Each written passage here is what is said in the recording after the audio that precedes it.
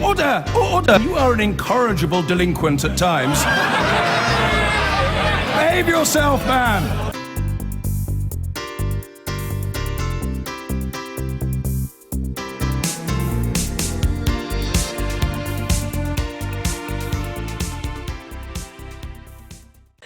Now, EU leaders are gathering in Brussels tomorrow for a summit to agree the EU's negotiating strategy for the forthcoming Brexit talks. Yesterday, the Prime Minister accused the EU of lining up to oppose the UK in Brexit negotiations.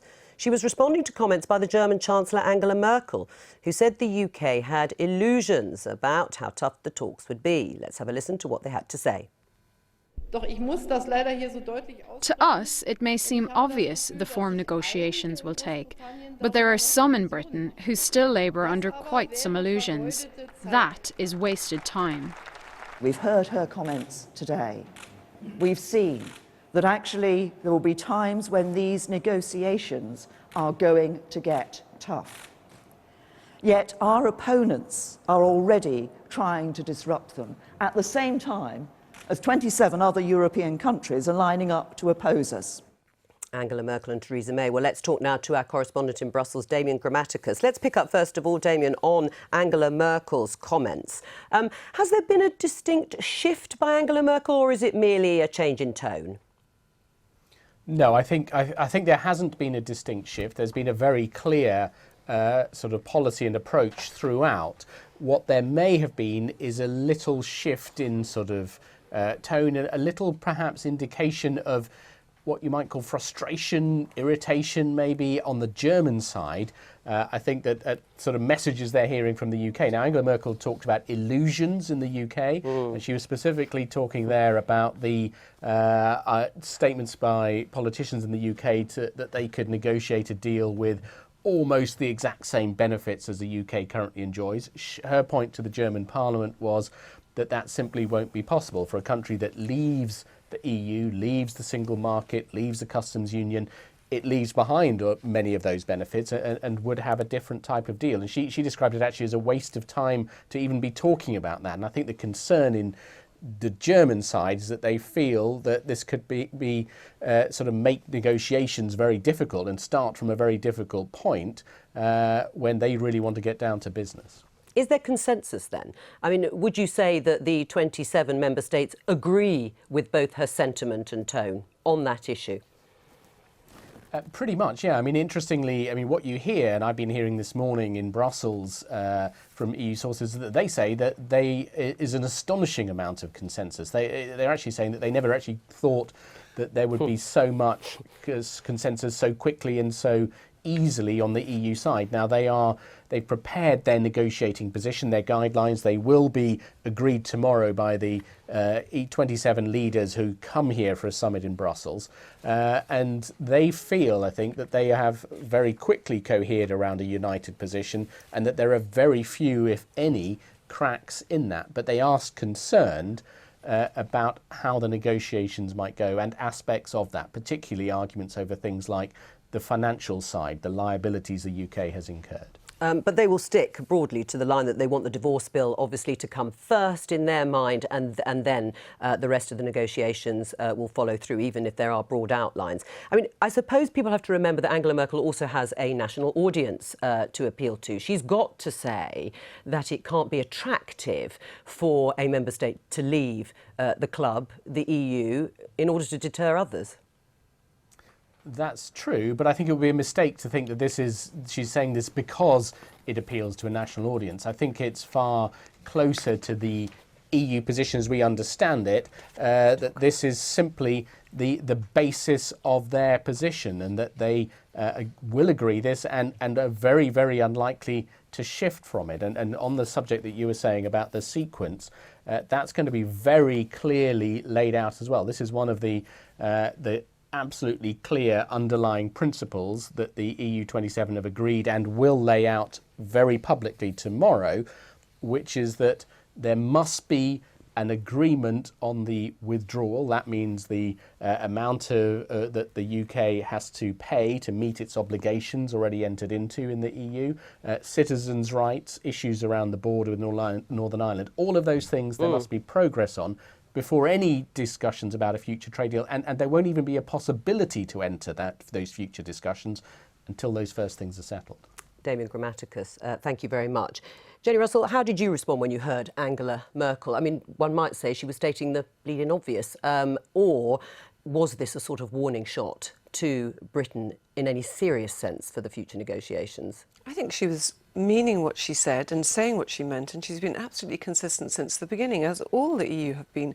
And Britain just refuses to take what the EU says seriously. We seem to have this kind of fantasy that they're going to change their minds and say, actually, after all, you can have everything you wanted. And we aren't serious about our position.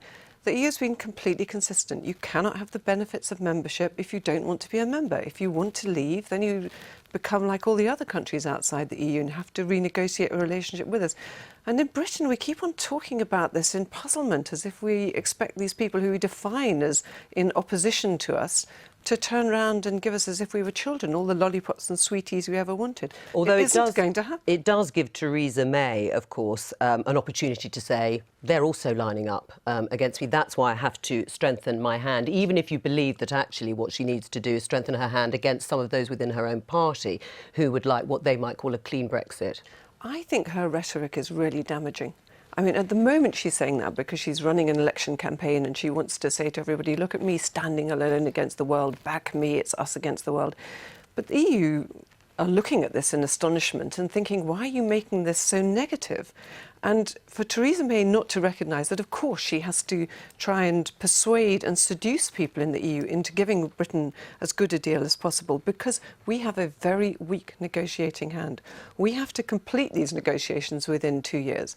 If we fall out of the EU without a deal, the people who will really suffer are the British and the British economy. It matters much more to us that we can get these negotiations done as smoothly and as quickly and effectively as possible than it does to the rest of the EU. Well, except, of course, those who are very much in favour of Brexit and perhaps a swifter Brexit would say the opposite. They would actually say the EU needs us, or certainly just as much in terms of future business, in terms of the sale and trade of cars and other manufacturing exports. But importantly, there will also be those who are in favour of a clean and a hard Brexit, whichever word you want to use, who will agree with Angela Merkel. That's why we should leave as soon as possible. And we can come out without a deal and go on to World Trade Organisation rules. Then our economy will really suffer. We'll have agricultural exports having to pay up to 40% in tariffs. There'll be 10% tariffs on the whole, on everything that comes into the country. We'll be paying tariffs on anything that we send to the EU. It'll be immensely damaging for the British economy.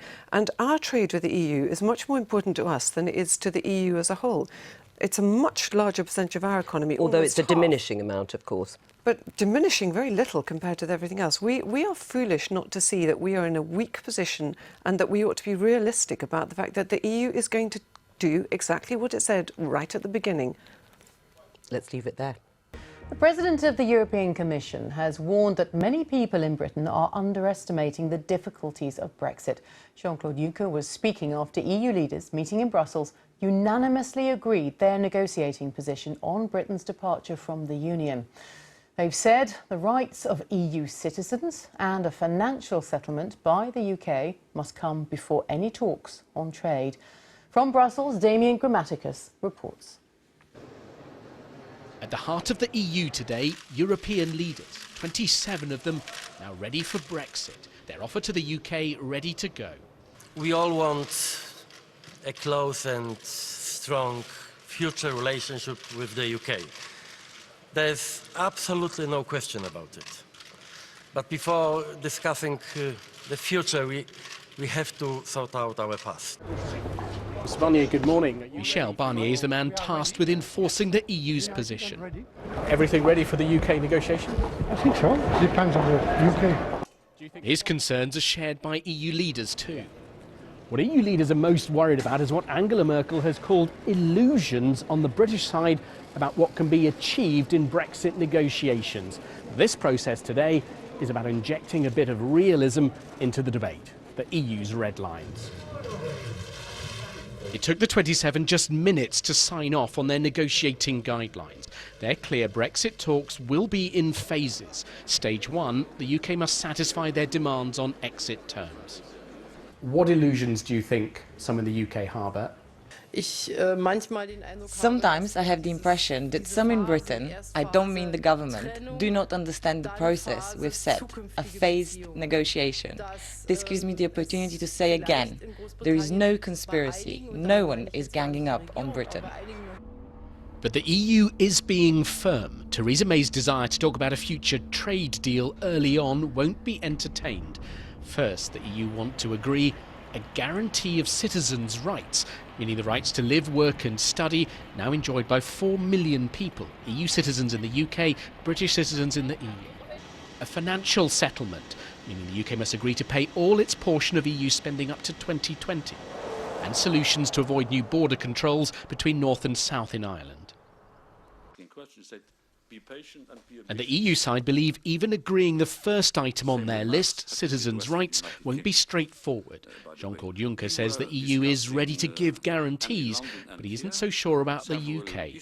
We have already prepared a text which could be adopted immediately if our British friends would be ready to sign it like that. That will probably not happen. And that's just one stumbling block. Money could be another before any talk about trade deals will start. Damien, then, by the standards of the EU, this was very firm language today.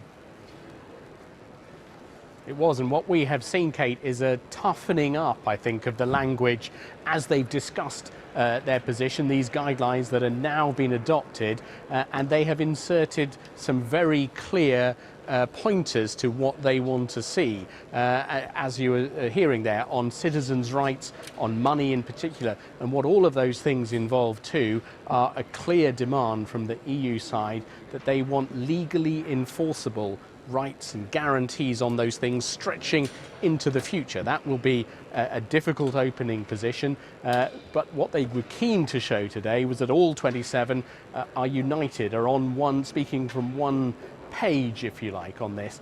That at the minute seems to be the case. Whether that continues into the future as negotiations get underway, as individual countries find issues that they care more about coming onto the table, we will see. But for now, the EU are very clear.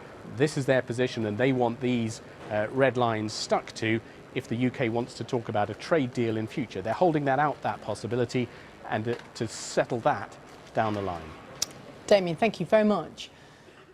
The Prime Minister then has again said that every vote for the Conservatives in the coming general election here will strengthen her hand in the Brexit negotiations. Theresa May was speaking on a visit to Scotland, her first since calling a general election. What we should be doing today is not talking about a second independence referendum. We should be... Right now, we should be working together, not pulling apart. And that's why I say every vote for me and my team in this election will be a vote for strengthening our hand in the Brexit negotiations. That will strengthen our hand to get the best possible deal for businesses and people here in Scotland and across the whole of the United Kingdom. Theresa May speaking in Aberdeenshire. Well, the Labour leader Jeremy Corbyn has called for young people to step up and register for a vote in the coming general election. The deadline to apply for a vote is in 3 weeks' time. Addressing supporters in East London, Mr Corbyn warned there was a danger that apathy and resignation would hand seats to the Conservatives. 2.4 million young people are missing from Britain's electoral register. Barely 40% of 18 to 24-year-olds normally turn out to vote. The Conservatives are more than happy with this state of affairs. Apathy and resignation will secure them seats on election day. Jeremy Corbyn. Well, the UKIP leader Paul Nuttall has said that he will stand as a candidate in the general election in the Boston Skegness constituency. Mr Nuttall, out canvassing in Hartlepool today, recently stood as a candidate in the Stoke by-election. He said it would be an honour to be campaigning again in a constituency that voted overwhelmingly to leave the European Union. All 27 EU leaders have spoken with one voice, taking just a few minutes to agree a tough stance on Brexit at today's special summit in Brussels. It boiled down to people, money, Ireland, a demand that Britain must resolve the rights of European citizens, the multi-billion-pound divorce bill from Europe, and the future of the Irish border. Only then, they said, can talks on a future trade deal begin. Porrick O'Brien reports. There is a well-rehearsed choreography to EU leaders' meetings. The big political beasts of Europe march down the red carpet, parade past the flags. This was different, though. No Theresa May. She wants to resolve in the Conservative Party to have not a hard Brexit or soft Brexit, but Theresa's Brexit, and so she needs support from the population. The Union Jack in the corner, a flag still in its stand outside, but inside, no one to wave it. There was something else remarkable about this meeting of the remaining 27, to agree on the guidelines for divorce talks. For an institution not famous for short meetings, it took them 4 minutes to agree. Don't expect us to keep the same speed. It will never happen again. That's the Be more optimistic, you know. Be more optimistic. Yeah. So, agree what? As already trailed, the divorce bill needs to be settled, as does the question over the Irish border. But guaranteed rights for EU citizens in the UK and vice versa, some 4.5 million people, dominated the press conference afterwards, with pointed indications of the stumbling blocks to come. Over the past weeks, we have repeatedly heard from our British friends, also during my visit in London, that they are ready to agree on this issue quickly. But I would like to state very clearly that we need real guarantees for our people to live, work and study in the UK, and the same goes for the Brits. The single and not simple question of citizens' rights is in fact a cortege of 25 different questions which have to be solved. So this will take time. We have already prepared a text which could be adopted immediately if our British friends would be ready to sign it like that. That will probably not happen. The EU's chief negotiator, Michel Barnier, listening intently on the front row. A man who has just been to his first and last 4-minute meeting here. The UK government welcomed the formal agreement of the Council guidelines today and said they were looking forward to beginning negotiations. Today in Brussels, a show of unity, keen to present as a strong, single negotiating entity. But with multiple elections in the offing, among other uncertainties in Europe, the worry in Brussels that over the coming months, individual members' self-interests could dilute negotiating power. Well, joining me live from Brussels, the Belgian Green MEP, Philip Lamberts, and from Hampshire, Daniel Hannan, the Conservative MEP for South East England. Philip Lamberts, to a lot of British people, this meeting today, in which there was no real discussion, was sort of theatrical and everything that they don't like about the European Union. I mean, do you think it might backfire, that kind of behaviour? Well, I'm not sure it's going to backfire. The thing is that indeed, well, this agreement might have been done over a Skype conference rather than a physical meeting, because, well, all the discussions between, on the one hand, the member states, but also including the European Parliament, took place before. And indeed, there's quite a sense of common purpose here amongst the 27. And it's true that over the course of the negotiations, there might be maybe not diverging interests, but maybe different priorities between the member states. I expect that, but that's again, that's life basically. So I think that right now we should rather try to ignore the most extreme, well, the extremists on both sides. I mean, those who claim that, well, no deal is better than a bad deal, and I hear that on both sides, or that we should punish the UK or whatever. Now, Brexit is there, the referendum is there. I would say let us limit the damage that this will cause both to the UK and to the EU27, because in our view, Brexit is not a good idea, will be a negative sum game, but not just for the UK, also for the EU27. So let's try to use the negotiation as a way to limit that damage. OK, and as you know, Theresa May is telling the British people that the general election will strengthen her hand in these negotiations. Do you see it that way? Will it make any difference? Well, no, I think personally I'm reassured that she called early election for the simple reason that that postpones the date of the next election, quite some time after the conclusion of the Brexit negotiations, which means that she will be in a better position to make hard choices. And I think that's a good thing. To happen. By the way, as you said, a number of European leaders will also see elections this year, and that might indeed create an atmosphere that is more conducive to a reasonable and rational deal. Daniel Hannan, it's very clear from this text that they are determined to stop Britain having what the Brexiteers argued for, which was that something that was in some way better outside than in terms of the relationship with Europe. I mean, after we leave, if we are still going to have some sort of free trade deal over financial services, say, are we going to end up being regulated by Europe? Well, of course, what we sell to Europe is going to have to meet European standards. That was clear to both sides throughout the referendum. But we've calculated that the long-term benefits to Britain not having to apply all of those rules to its domestic commerce and industry and to the rest of the world, the bits we export to the rest of the world will outweigh that. I have to say, though, I don't see that there's a huge difference between what the EU27 are saying now and what the British government is asking for. Britain was trying to get an early deal on reciprocal rights for EU nationals in Britain and British nationals in the EU even before the Article 50 process began, so we agree that that should be a priority. Of course, London and Dublin strongly agree that there should be no hard border in Ireland, so we agree on that. That leaves the issue of money. Well, I think it's overwhelmingly likely that in the end, that's going to be given to some third-party arbitration, some international tribunal that will be asked to calculate all of the assets, all of the liabilities, and will both agree to abide by its ruling. And so you think this can be all sorted out by the autumn and we can start negotiating a trade deal? I mean, I think both sides are looking for, as it were, a visible win, so there's a certain amount of posturing.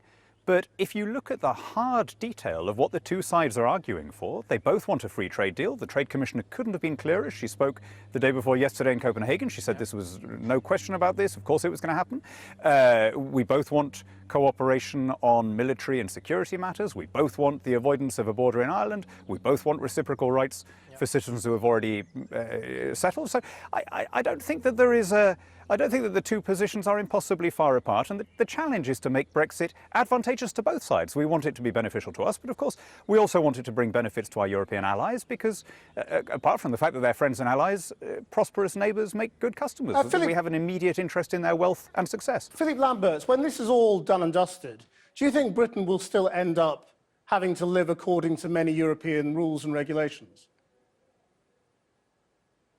Well, I think that what Daniel Hannan was saying is correct. I mean, if you want market access, then you have your products and services have to abide by the same rules. But that's, well, the reverse is true as well. I mean, whatever we will sell in the UK will need to respect the rules set by the UK. But again, I understand the view of Daniel Hannan that the benefits outweigh the costs of the divorce. I still believe, well, we are stronger together, but then again, I tend to agree with what he says about the fact that actually the two sides might converge. Well, if there is the goodwill, of course, and that's important. If we do not listen to the extremists, maybe a quick convergence might be possible. Of course, these things are complex, and we should not underestimate the complexity.